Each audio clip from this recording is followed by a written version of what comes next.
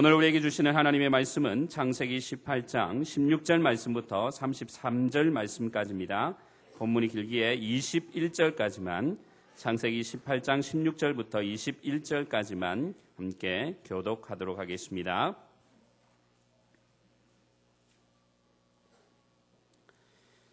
그 사람들이 거기서 일어나서 소돔으로 향하고 아브라함은 그들을 전송하러 함께 나가니라. 여호와께서 가라사대 나의 하려는 것을 아브라함에게 숨기겠느냐.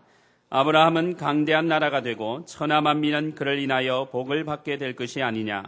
내가 그로 그 자식과 권속에게 명하여 여호와의 도를 지켜 의와 공도를 행하게 하려고 그를 택하였나니 이는 나 여호와가 아브라함에게 대하여 말한 일을 이루려 함이니라. 여호와께서 또 가라사대 소돔과 고모라에 대한 부르짖음이 크고 그 죄악이 심히 중하니 내가 이제 내려가서 그 모든 행한 것이 과연 내게 들린 부르짖음과 같은지 그렇지 않은지 내가 보고 알려 하노라. 아멘. 할렐루야. 오늘도 하나님의 영광이 여러분 가운데 함께하기를 바랍니다. 누군가 저에게 물어보았습니다. 목사님, 이제 새 생명 통일 축제를 마쳤으니 Go back 아브라함입니까? 라고 물어봤어요. 아브라함으로 돌아갑니까? 그래서 저는 마음에 생각하기를, 아브라함 설교를 한참 하다 보니까 이분이 다른 설교를 듣고 싶은가 보다. 마음속에 그런 생각을 했어요. 여러분, 아브라함 설교 시작한 지 얼마 되셨는지 아세요? 아브라함 처음 출발을 7월 23일 날 시작했어요. 참 빨리 지나갔죠. 아브라함 120년을 우리는 지금 4달 동안 왔는데, 그래서 제가 마음에 부담이 돼서 그분에게 물어보았어요. 집사님, 아브라함 지금까지 설교한 핵심이 뭡니까? 물어보니까 그분이 이삭입니다. 이삭 이러는 거예요. 그래서 제가 얼른 그 말을 받아서 이야기를 했죠. 지금 이삭 나왔습니까? 안 나왔습니까? 아직 안 나왔어요. 여러분, 2주 후에 산딸이 이제 다 차서 이제 앞으로 2주만 있으면 이제 사라가 드디어 이삭을 낳게 됩니다. 그뿐이 아니라 이제 아브라함 설교가 사실 얼마 안 남은 것 같아요. 아비멜렉을 속인 사건, 이삭의 출생, 그리고 이삭을 바치는 아브라함, 그리고 마지막에 사라와 아브라함이 죽는 장면. 이제 이렇게 되면 한 4번 혹은 5번의 설교면 아브라함이 살았던 120년의 시간 동안 하나님이 그의 삶을 어떻게 인도해 오셨는지를 우리가 잘 살펴볼 수 있는 그러한 기회가 되리라고 생각을 합니다. 우리 손으로 아브라함과 사라를 막벨라 굴에 묻어줘야 안 되겠습니까? 어쨌든 아브라함이 만났던 그 하나님, 이 아브라함과 함께 떠나는 신앙 여행을 통하여 여러분께도 하나님의 은혜가 함께 임하기를 바랍니다. 몇 주 전에 우리가 살핀 하나님의 말씀을 보니까 아브라함에게 하나님께서 찾아오셨어요. 하나님의 방문이라는 제목으로 우리가 말씀을 나누었었습니다.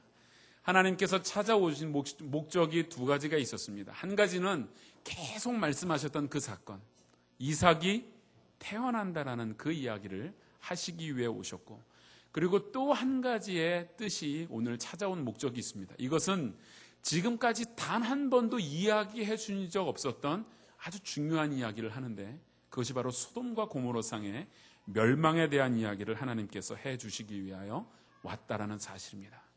그런데 이 말씀을 하러 오신 하나님께서도 아브라함에게 이런 말씀을 하셨어요. 18절 마지막을 보니까 나의 하려는 것을 내가 아브라함에게 숨길 수 없다. 이런 말씀을 하시면서 너는 강대한 나라가 되고 복의 근원이 될 것이다. 이 이야기를 다시 한번 아브라함에게 주시고 있다는 겁니다. 하나님께서 아브라함에게 끊임없이 말씀하셨던 가장 중요한 이야기는 복의 근원이라는 거예요. 너로 인하여 세상이 복을 받게 될 것이다. 이 이야기를 해주시고 있다는 겁니다. 이것은 오늘을 살고 있는 우리에게도 동일한 비전이 아닙니까? 우리는 세상 가치에 따라 사는 사람들이 아닙니다. 세상의 물질을 쫓아가는 사람이 아닙니다. 세상의 성공의 가치를 우리의 기준에 두지 않습니다. 우리 역시 복의 근원이 되는 사람인 것입니다. 우리 역시 아브라함이 가졌던 그 비전은 믿음의 조상이었던 우리의 아브라함처럼 오늘 믿음의 후손인 우리에게도 하나님께서는 복의 근원이 되는 이 놀라운 비전을 주신 줄로 믿습니다. 그래서 오랜만에 우리 아브라함 설교로 돌아왔으니까 옆 사람에게 한번 인사하십시다. 당신은 복의 근원입니다. 이렇게 인사하십시다. 다른 분에게도 또 인사해 주세요. 당신은 복의 근원입니다. 여러분이 복의 근원인 줄로 믿으십니까? 네, 저도 믿습니다. 우리 동일교회 모든 성도들이 하나님의 크신 복의 근원입니다. 자, 우리는 이 비전을 받았는데 그렇다면 오늘 본문은 복의 근원이 되는 삶을 어떻게 살아가야 하는가? 이 말씀을 아주 구체적으로 잘 설명해 주고 있습니다. 17절을 보니까 하나님께서 이렇게 말씀하셨어요. 여호와께서 가라사대 나의 하려는 것을 아브라함에게 숨기겠느냐. 하나님께서요 아브라함을 방문하셔서요 대접을 잘 받고 이제 떠나려고 합니다. 떠나시려고 하다가 하나님께서 무엇인가 다시 한번 이야기해 주고 싶은 게 있었던 것 같아요. 그래서 돌이켜서 아브라함에게 내가 하려는 것이 있는데 이것을 내가 너에게는 숨길 수 없겠다. 이렇게 하나님께서 말씀을 하셨다는 거예요. 하나님이 하려는 것이 무엇입니까? 오늘 성경에 보면 그것은 바로 소돔과 고모라 성을 불과 유황으로 심판하시겠다라는 이 사실입니다. 그런데 하나님이 하려는 것, 이 심판에 대한 메시지가 구약 성경에 보면 아브라함 이전에도 2명의 사람들에게는 하나님이 꼭 심판하기 전에 말씀을 해주셨어요. 한 사람은 에녹입니다.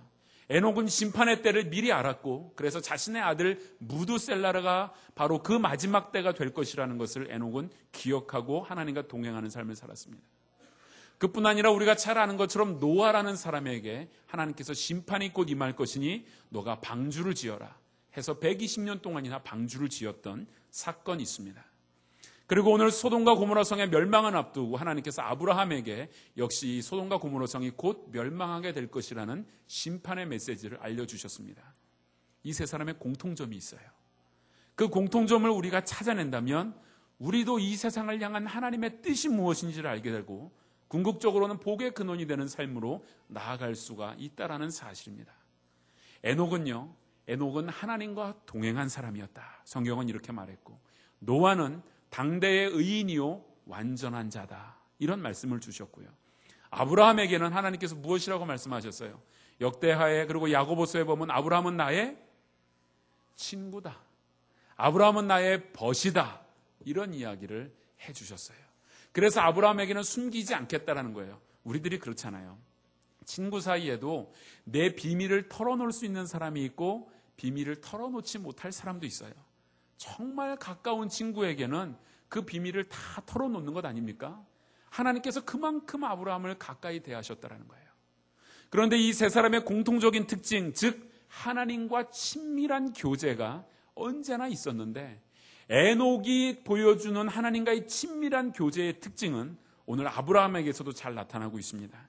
창세기 5장 24절을 보니까 에녹이 하나님과 동행하더니 하나님이 그를 세상에 두지 아니하고 데려가셨다. 누가 하나님과 동행했다고요? 에녹이. 주체가 누굽니까? 에녹이 주격조사가 어디 붙었어요? 에녹에게 붙었잖아요. 우리는 쉽게 생각할 때에 하나님이 에녹과 동행했다 이렇게 생각하고 넘어가기 쉬운데 오늘 성경은 분명히 말하기를 에녹이 하나님과 동행했다라는 사실이에요. 여러분, 처음에 하나님이 우리를 만나 주십니다. 처음에 하나님께서 말씀을 주십니다. 하나님께서 일방적으로 찾아오셔서 우리를 불러주셨습니다. 우리를 택하여 주셨어요. 그런 다음에는 우리의 믿음의 삶이라는 것이 우리가 하나님께 나아가는 것이 필요하다라는 겁니다. 에녹이 하나님과 동행했다는 이 말은 에녹이 이제 능동적으로 하나님을 찾은 거예요.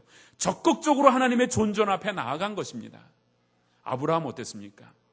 처음에 그가 고향 땅을 떠날 때에는 하나님이 만나 주실 때만 그냥 찾아갔어요. 하나님이 끌어주시는 대로만 갔습니다. 그러나 하나님이 찾아오시고 그의 가정에 온 가족의 할례를 행한 뒤에 그의 삶은 완전히 바뀌었어요. 찾아온 하나님을 그가 적극적으로 대접하고 만나고 하나님께 나아가고 오늘 본문에 보면 기도하고 이렇게 아브라함의 신앙의 태도가 바뀌었다라는 사실입니다.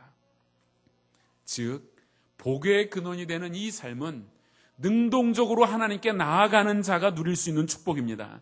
하나님을 간절히 찾으며 하나님을 향하여 나아가는 그 자가 바로 하나님께서 내려주시는 복을 누릴 수가 있는 줄로 믿습니다. 여러분, 그래서 하나님과 친해지시기 바라요. 하나님과 아주 친밀한 교제가 여러분 가운데 있어야 합니다. 어떤 사람은 하나님을 믿는다 하고 교회를 나오는데 그저 하나님을 스쳐 지나가는 정도로 만나는 경우들이 얼마나 많이 있습니까? 그래서는 안 된다는 겁니다. 교회에 오래 다녀도 아무런 변화가 없다면 이것은 문제가 있는 거예요. 오늘 아브라함과 에녹이 보여줬던 것처럼 하나님을 찾아가는 주체가 내가 되어져서 하나님 앞에 간절히 찾아가고 하나님이 주시는 말씀 붙들고 내 비밀도 하나님께 알려드리고 하나님의 비밀도 내가 알아가는 이러한 적극적인 신앙의 태도를 갖게 될 때 바로 복의 근원이 되는 출발이 시작된다라는 사실을 오늘 아브라함 우리 가운데 보여주고 있다는 것입니다. 19절 하반절을 보면 아브라함이 복의 근원이 된 두 번째의 비결을 또한 알려주고 있습니다. 19절 하반절에는 이렇게 말씀을 하셨어요. 이는 나 여호와가 아브라함에게 대하여 말한 일을 이루려 함이니라. 아브라함에게 말한 일이 뭐예요? 복의 근원이 되는 그 일이에요. 그 일을 이루기 위해서 19절 전반절에 무엇이라고 말했습니까? 같이 읽겠습니다. 시작. 내가 그로 그 자식과 권속에게 명하여 여호와의 도를 지켜 의와 공도를 행하게 하려고 그를 택하였다. 누구에게 의와 공도를 행하게 하려고 택하였다고요?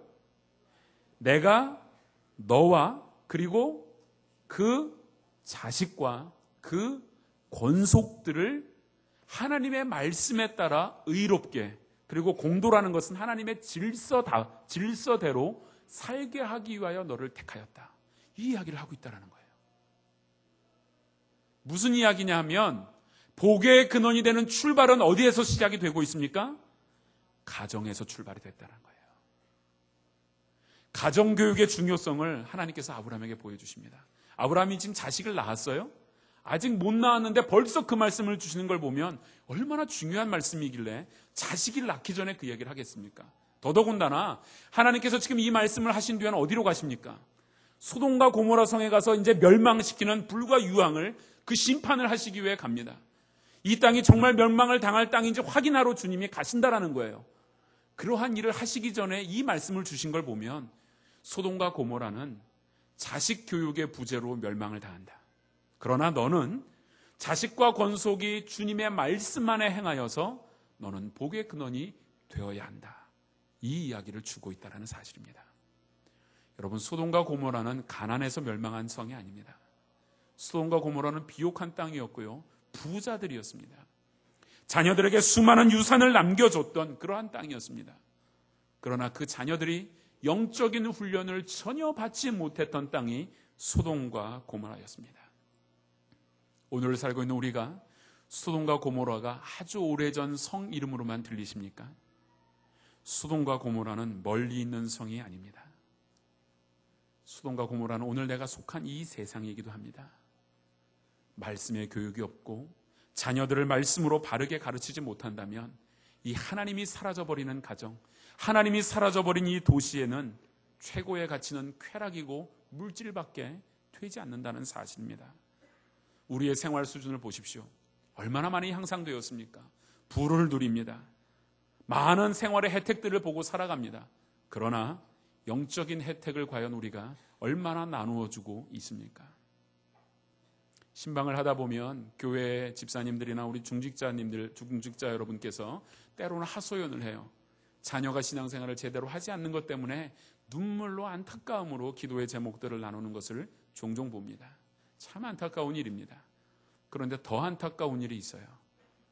자녀가 그렇게 사는데도 그것을 오히려 박수 쳐주고 있는 교회 집사님들, 그런 중직자들도 있다는 거예요. 말씀으로 바르게 그 자녀를 가르쳐야 하는데 오히려 세상의 기준에 따라, 세상의 가치에 따라 그 물질의 기준, 쾌락을 따라 사는 것을 그저 방치해두고 그것을 잘하고 있다라고 여기고 있다면 우리의 자녀들이 살고 있는 이 땅은 결국엔 소돔과 고모라 땅의 최후를 맞이할 것이 아닙니까? 하나님께서는 아브라함에게 자녀들을 위하여 금은 보화를 남겨줘라 한마디 말씀하지 않으셨어요. 성경 어디를 보십시오. 자녀들을 위해서 많은 재산을 비축해 두었다가 그것을 나누어 줘라, 자녀들에게 유산으로 물려줘라, 이런 말 한마디도 없다라는 사실입니다. 대신 하나님의 말씀을 잘 가르치고 자녀들이 하나님의 의를 행하며 하나님의 공도 가운데 행할 수 있도록 영적인 가르침을 주라. 주님은 이 말씀을 많이 해주셨어요. 영적인 가르침이야말로 최대의 유산인 줄로 믿으시기를 바랍니다. 소돔과 고모라의 부모들과 같이 무심한 사람으로 만들기 위해서 우리들을 성도로 부르신 것이 아닙니다. 소돔과 고모라 성의 멸망은 시청각 교육입니다. 오늘 우리도 하나님 앞에 서지 않는다면, 우리의 자녀들을 바르게 양육하지 아니하고 우리가 믿음의 부모로서의 역할을 감당하지 못한다면 우리 역시 동일한 최후를 맞이할 수밖에 없다는 것을 주님은 분명히 보여주고 있습니다. 그러므로 말씀을 가르치시기를 바랍니다. 새벽마다 무릎 꿇는 일을 게을리하지 않기를 바랍니다. 그래야 내가 복의 근원이 되고 내 가정이 복의 근원이 되며 우리 교회가 복의 근원이 되는 줄로 믿습니다. 자, 이제 세 번째의 복의 근원이 되는 비결을 또 한 가지 이야기해 주셨는데요. 그것은 아브라함의 기도였습니다. 하나님께서 소돔과 고모라가 멸망당할 것을 말씀해 주셨어요. 그러자 아브라함이 소돔과 고모라를 위해서 중보 기도를 하기 시작했습니다. 아브라함이 했던 중보 기도는 선택이 아니라 의무였습니다. 왜입니까? 복의 근원으로 불러줬기 때문에. 지금 아브라함이 책임지고 기도해줘야 돼요. 소돔과 고모라 상에는 자신들을 위해서 기도할 사람 한 명도 없습니다. 아브라함이 기도해주지 않으면 소돔과 고모라 땅은 완전히 멸망당할 땅이었어요. 그래서 아브라함은 그것은 자신의 책임이었고 기도해야 될 기도의 제목들을 찾은 것입니다. 하나님이 오늘 우리를 구원하신 이유가 도대체 무엇입니까? 내가 천국 백성으로서 나 하나 천국 누리고 사는 것, 그것이 하나님이 우리를 복의 근원으로 부르신 목적이 아니라는 사실입니다. 하나님이 우리를 먼저 택하여 주시고 의롭게 하시고 우리를 부르신 이 사실은 우리가 바로 복의 근원이 되어서 세상을 향하여 기도하고 그들에게 임할 멸망을 막아야 될 그 유보시킬 기도가 바로 우리의 손에 있다라는 사실을 주님이 보여주고 있습니다. 그렇게 생각하면 여러분 신문 보시잖아요.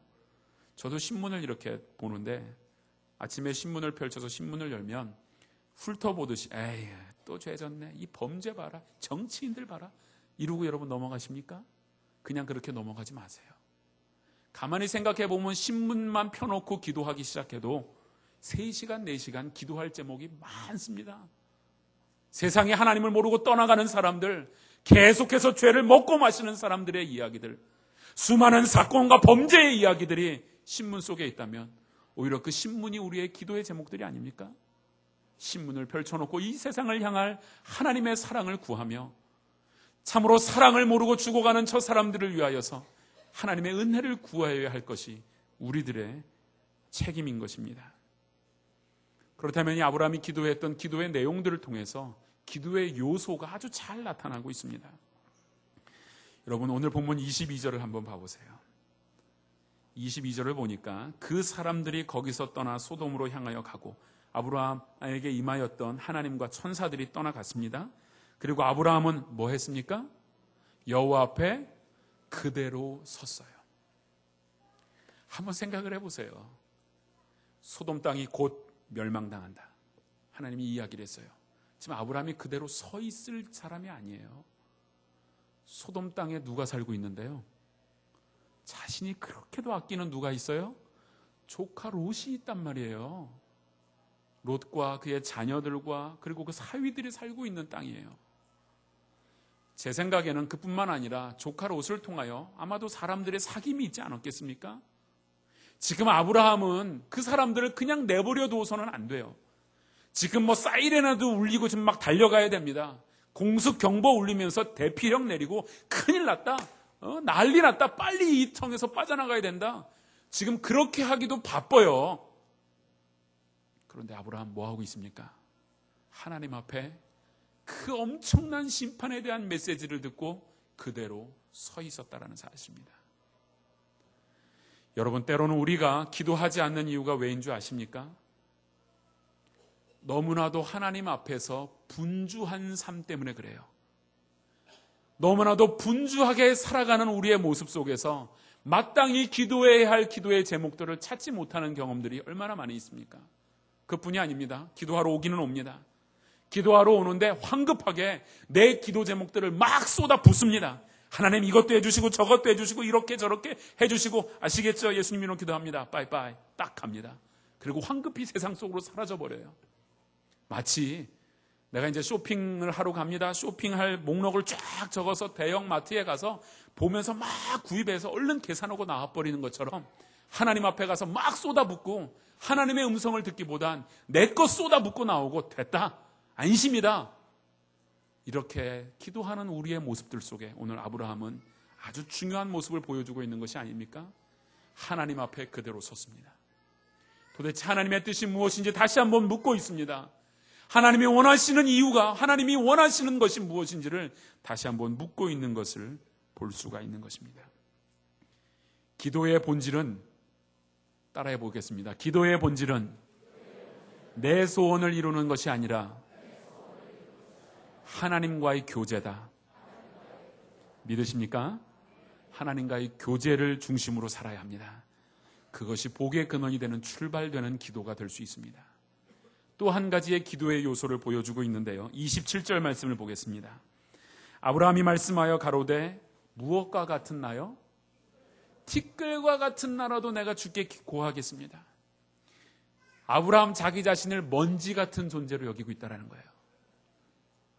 여러분, 기도는 겸손한 자만이 할 수 있는 하나님의 능력을 구하는 길입니다.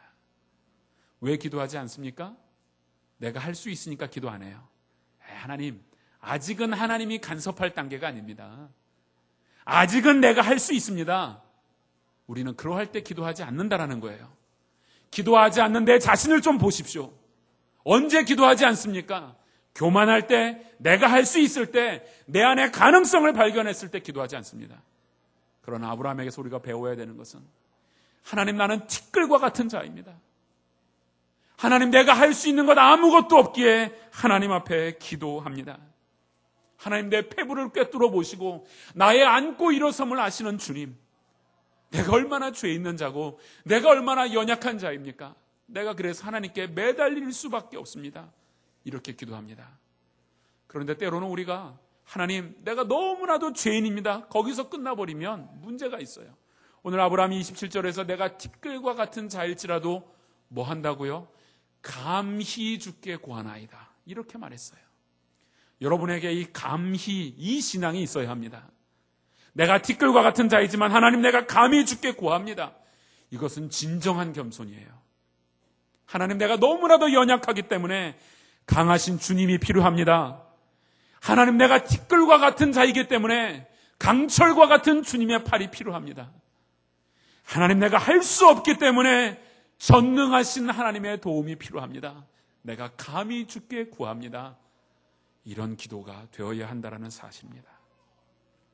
이렇게 감히 기도하고 있는 아브라함은요, 자신의 자존심, 자신의 체면, 이거 내세우지 않았어요. 우리가 뒤에 읽지 않았지만 본문을 보면 아브라함이 처음에 몇 명에서 시작을 했어요? 50명에서 시작을 했는데 그 기도도 얼마나 정당했는지 몰라요. 하나님은 공의의 하나님 아닙니까? 아브라함이 이 기도 아마 하나님께 따지는 이 장면을 직접 그 자리에서 봤으면 아마 콧김 쫙쫙 나와가면서 막 분해하면서 막 이렇게 얘기했던 것 같아요. 하나님 공의의 하나님이라고 하시면서 그 땅에 의인이 50명이라도 있으면 그 50명이 같이 죽는 게 합당합니까? 하나님, 이건 잘못된 거 아닙니까? 살려주십시오. 그래? 그래서 하나님이 그래, 살려주마. 쉽게 오케이 하셨어요.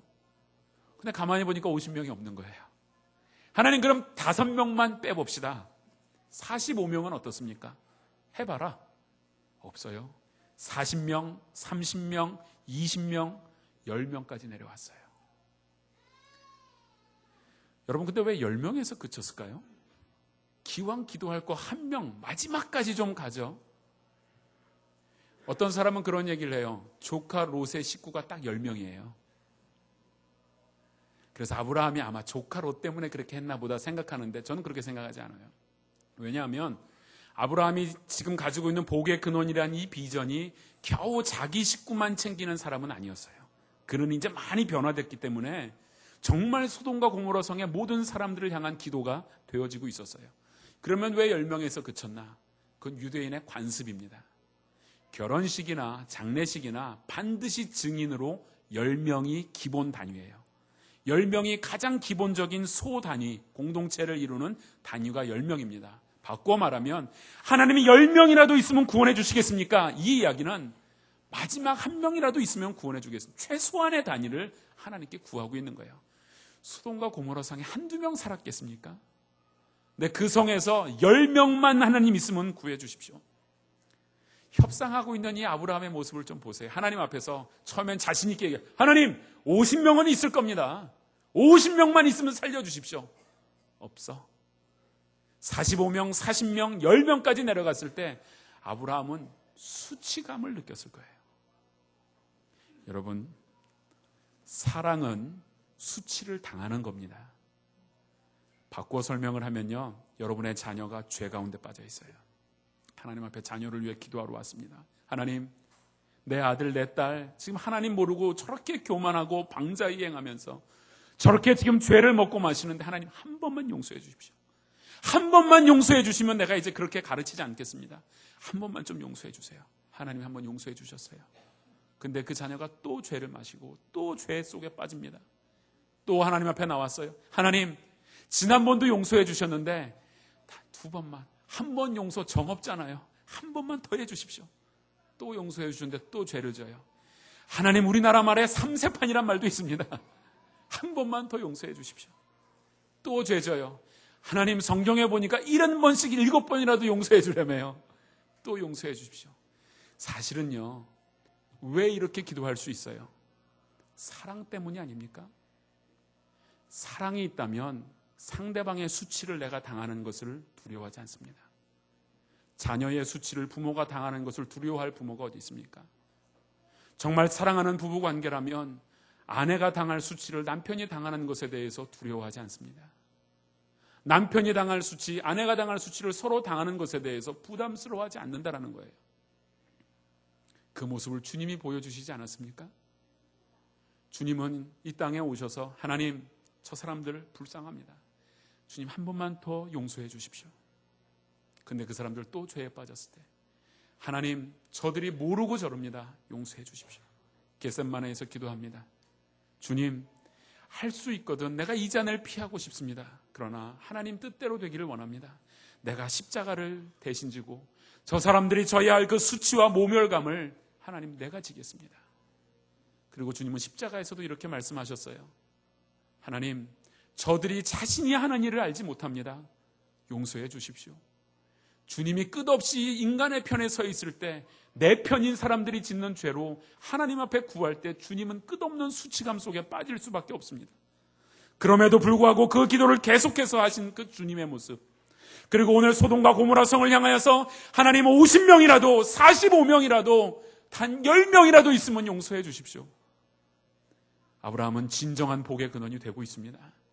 진정으로 그 사람들을 품고 그 사람들이 당할 그 수치를 내가 오히려 당하겠으니 하나님 용서해 달라고 기도하고 있지는 않습니까?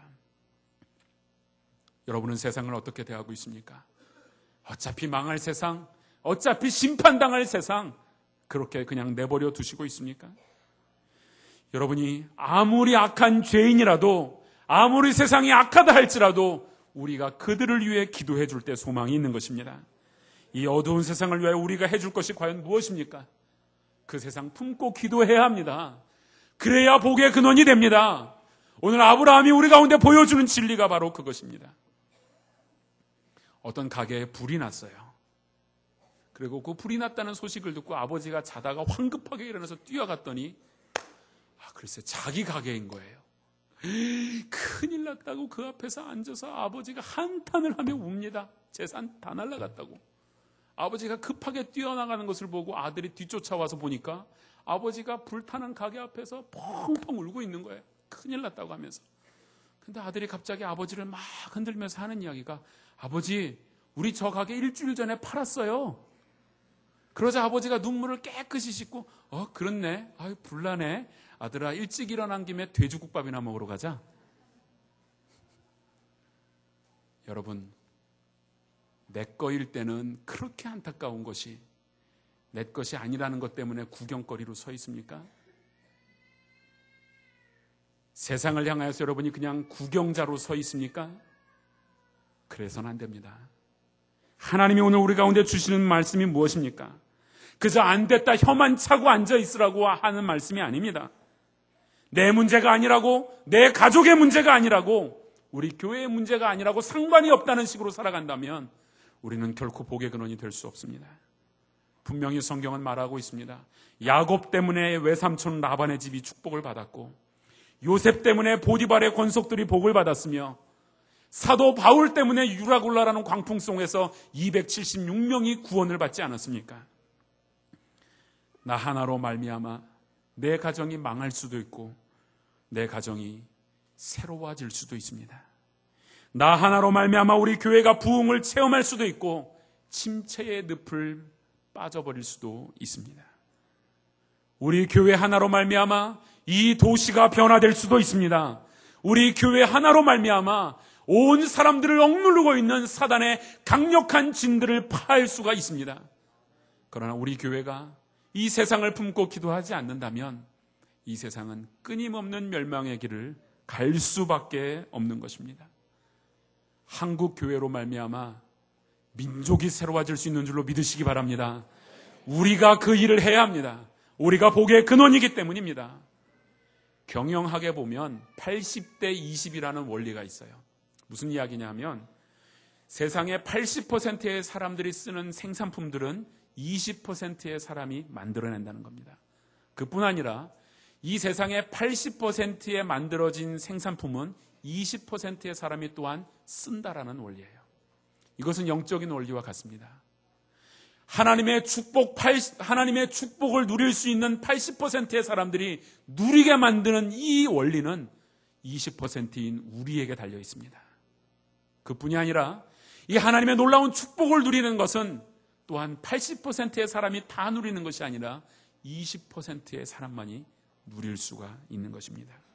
그러므로 우리 교회가 이 20%의 사람, 얼마나 세상을 품에 안고 기도하는 이 20%의 사람, 이 주님의 강한 제자들을 얼마나 소유하고 있느냐가 우리 교회의 부흥의 관건이며 이 민족의 부흥의 관건이 되는 것입니다. 여러분, 개미는 열심히 일한다고 하지만 개미는 20%가 일해서 80%를 먹여 살린다고 합니다. 일개미 20%가 일을 하는 거예요. 여러분, 신음하는 80%의 사람들을 살려낼 20%가 바로 여러분들입니다. 우리가 기도해야 합니다. 우리가 하나님 앞에 무릎 꿇지 아니하면 저 세상은 심판을 당할 수밖에 없습니다. 세상은 지금도 사랑이 없어서 죽어가고 있고, 지금도 저 세상은 이 심판을 면할 길이 없어서 신음하며 살아가고 있는 것이 세상입니다. 우리가 기도하며 우리가 나와 이렇게 예배드리는 이 자리 때문에 하나님의 심판이 유보되고 있다는 이 사실을 우리가 좀 깨달아야 합니다. 여러분, 이런데도 기도하지 않으시겠습니까? 기도가 복의 근원이 되는 이 비전을 성취하는 길인데 여러분, 이래도 정말 기도하지 않겠습니까? 내가 하나님 앞에 기도하는 것을 쉬는 죄는 곧 사람을 죽게 만드는 죄이기에 이것은 심각한 죄가 되는 것입니다. 내가 내 가정을 위하여 기도하지 않을 때에는 내 자녀들이 하나님을 떠난 자들이 되기 때문에 부모로서 심각한 죄 속에 빠지는 것입니다. 내가 교회의 직분자로서 기도하지 않는 것은 우리 교회가 하나님 앞에 바르게 서지 못하게 하는 걸림돌이 되기에 기도하는 것, 쉬는 것, 이것은 죄라는 것입니다. 왜 하나님이 기도하는 것이, 기도 쉬는 것이 죄라고 말씀하셨겠습니까? 이것 하지 않으면 멸망의 길을 가기 때문입니다. 아브라함의 기도가 종말이 끝이 되었을 때 소돔과 고모라는 종말을 향해 달려갔습니다. 오늘 저와 여러분이 이 민족을 위하여, 이 사회를 위하여, 우리의 가정과 교회를 위하여 기도하지 않는다면 이 세상은 곧 종말로 달려갈 수밖에 없습니다. 그러나 사랑하는 성도 여러분, 아직도 저 세상에는 구원받을 사람들이 너무 많이 있습니다. 아직도 주님의 사랑을 모르고 살아가는 사람들이 있는데, 사랑 없는 까닭에 그들이 주님의 음성을 듣지 못하고 우리의 기도가 쉬어져 버리고 있다면 그들은 그렇게 멸망당할 수밖에 없다는 사실입니다.